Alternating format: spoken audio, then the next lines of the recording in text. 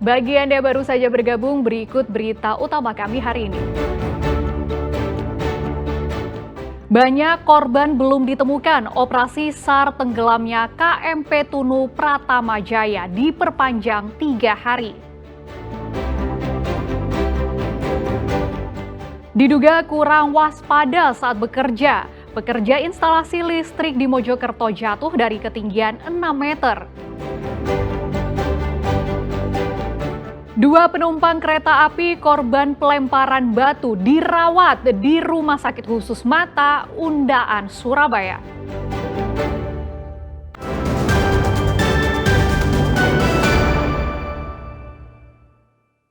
Operasi SAR gabungan pencarian korban tenggelamnya KMP Tunu Pratama Jaya di Selat Bali diperpanjang 3 hari. Perpanjangan waktu operasi kemanusiaan ini dilakukan karena puluhan korban hilang akibat tenggelamnya kapal masih belum ditemukan. Tim SAR gabungan operasi pencarian korban tenggelamnya KMP Tunu Pratama Jaya masih terus mencari korban yang belum ditemukan. Atas dasar kemanusiaan, operasi pencarian diperpanjang hingga 3 hari ke depan. Upaya pencarian yang terbagi menjadi 3 satuan unit regu atau SRU, yakni SRU darat, laut, dan udara terus dioptimalkan. Sebanyak 1.022 personel gabungan dan 44 armada laut dari unsur TNI Angkatan Laut, Polairut, Basarnas, KPLP, dan KSOP dikerahkan. Selain mencari korban dari permukaan laut, darat, dan udara, upaya penyelaman ke titik yang diduga bangkai KMP Tunu Pratama Jaya juga masih terus diupayakan. Namun, tim penyelam masih belum berhasil mencapai target karena kuatnya arus bawah laut yang menyulitkan penyelam menjangkau titik diduga kapal tenggelam. Penyelaman perlu dilakukan karena adanya dugaan para korban masih terjebak di dalam bangkai kapal yang tenggelam di dasar laut. Kami tetap melakukan atas dasar kemanusiaan dan atas arahan set koordinator yang memonitor jalannya operasi di lokasi dari Jakarta, kami akan memperpanjang operasi selanjutnya mengingat masih adanya korban yang perlu kita evakuasi. Kami mohon support dan doanya.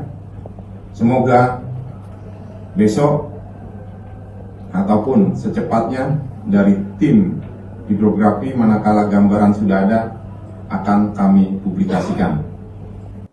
Hingga Selasa sore, korban yang telah teridentifikasi sebanyak 40 orang. 30 diantaranya dievakuasi dalam keadaan selamat dan 10 korban lainnya dinyatakan meninggal dunia. Tim SAR gabungan masih berupaya melakukan pencarian terhadap 25 orang lainnya yang masih belum ditemukan. Sesuai data manifest KMP Tunu Pratama Jaya yang membawa 65 orang dan 22 kendaraan tenggelam di perairan Selat Bali saat berlayar dari Pelabuhan Ketapang Banyuwangi menuju Bali pada Rabu malam. Taufik Ferdiansyah melaporkan dari Banyuwangi. Seorang pekerja instalasi listrik pusat perbelanjaan terbesar di Mojokerto meninggal dunia usai terjatuh dari ketinggian 6 meter.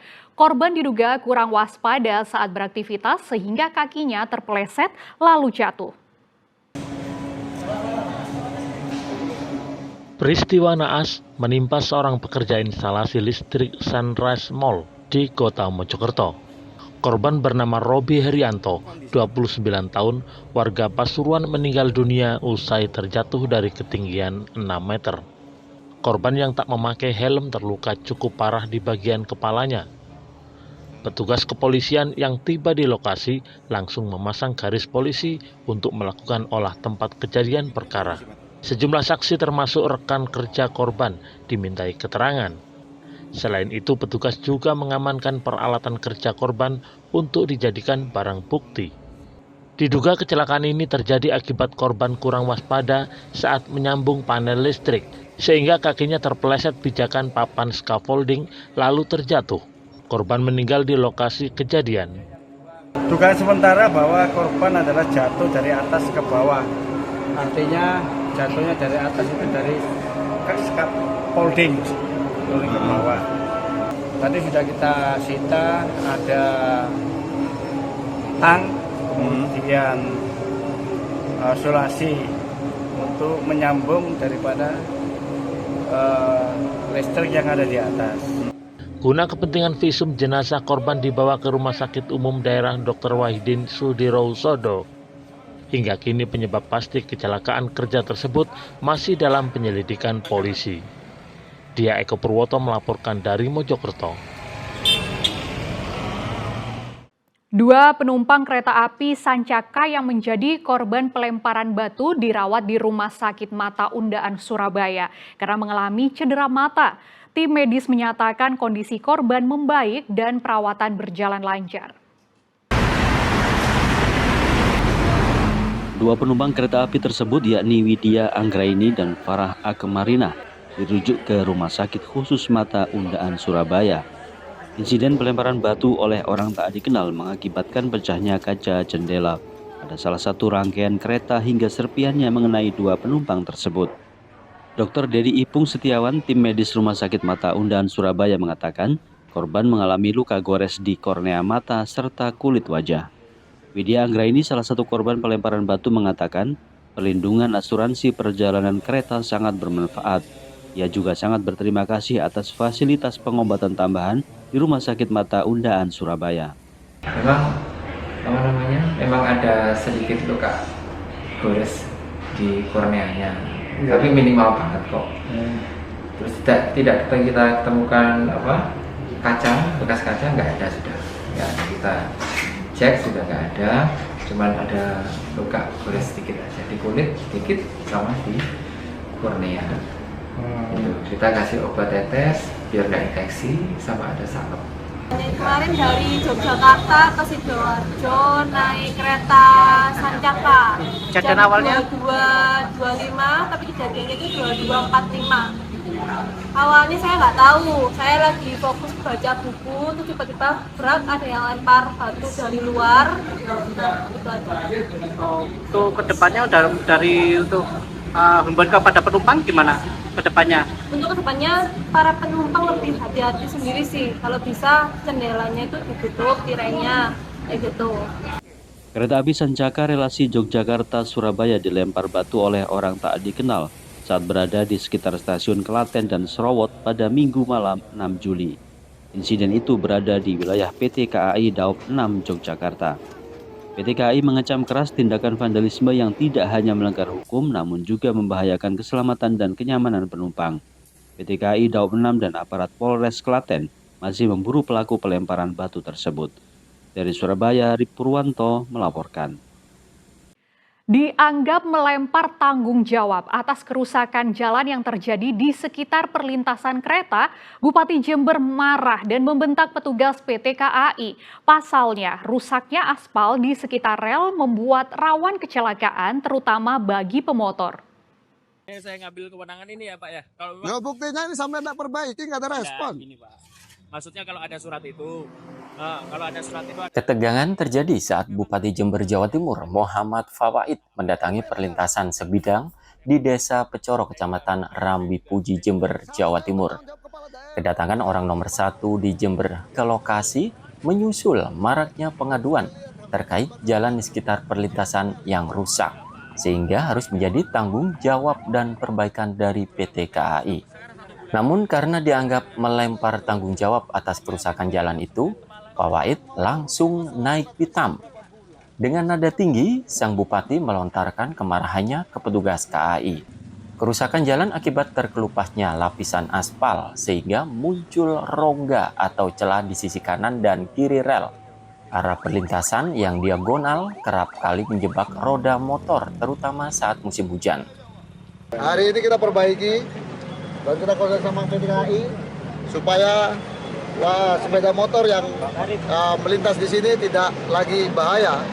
Karena kalau pas begini mungkin masih aman ya. Tapi kalau hujan atau gerimis ini juga membuat sepeda motor agak licin sehingga motor pasti akan pelan. Kalau motor pelan, kendaraan roda 4 dan lain sebagainya pasti akan pelan juga. Kita koordinasi dengan PT KAI, aspalnya dari Pemkab Jember, kita akan perbaiki supaya tidak terlalu seperti ini. Agar kecelakaan tak terulang, Pemkab Jember akhirnya melakukan perbaikan sementara aspal di lokasi. Sementara itu, PT KAI menjelaskan bahwa sesuai pasal 49 Permenhub nomor 94 tahun 2018 tentang perawatan jalan di perlintasan sebidang, terdapat pembagian tugas dan wewenang. Mengenai perawatan aspal ataupun jalan di perlintasan sebidang, sebagaimana pasal 49 Permenhub 94 tahun 2018, terdapat pembagian pihak yang berwenang untuk melakukan perawatan jalan di perlintasan sebidang. Untuk perawatan jalan di perlintasan sebidang, yakni penyelenggara jalan sesuai dengan kelas jalannya. Adapun PT KAI berkewajiban juga untuk melakukan perawatan aspal ataupun jalan manakala terdapat perawatan jalur kereta api yang mengakibatkan aspal tersebut harus dibongkar ataupun diperbaiki. Sehingga PT KAI wajib untuk mengembalikan aspal seperti kondisi semula. Selanjutnya, untuk permohonan perbaikan jalan di 5 JPL, salah satunya di JPL 125 telah dilakukan perbaikan oleh Pemkab Jember, dan sisanya 4 JPL akan kami bantu untuk melakukan perbaikan dan perawatan secara temporary. Paralel kami berkomunikasi dengan dinas terkait untuk segera melakukan perawatan sesuai dengan ketentuan peraturan perundang-undangan. Perawatan menjadi wewenang penyelenggara jalan sesuai status kelas jalan seperti jalan nasional, provinsi, kabupaten, maupun kota.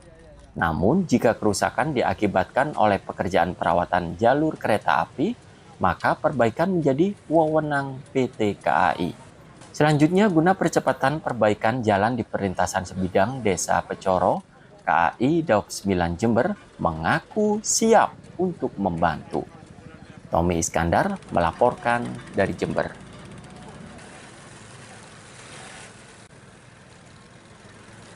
Ya, informasi tadi mengakhiri jumpa kita di Berita Jawa Timur. Jangan lupa pastikan Anda subscribe channel YouTube Liputan 6 SCTV Daerah. Atas nama rekan bertugas, saya Frin Meriana mengucapkan terima kasih atas perhatian dan kebersamaan Anda. Selamat beraktivitas dan sampai jumpa.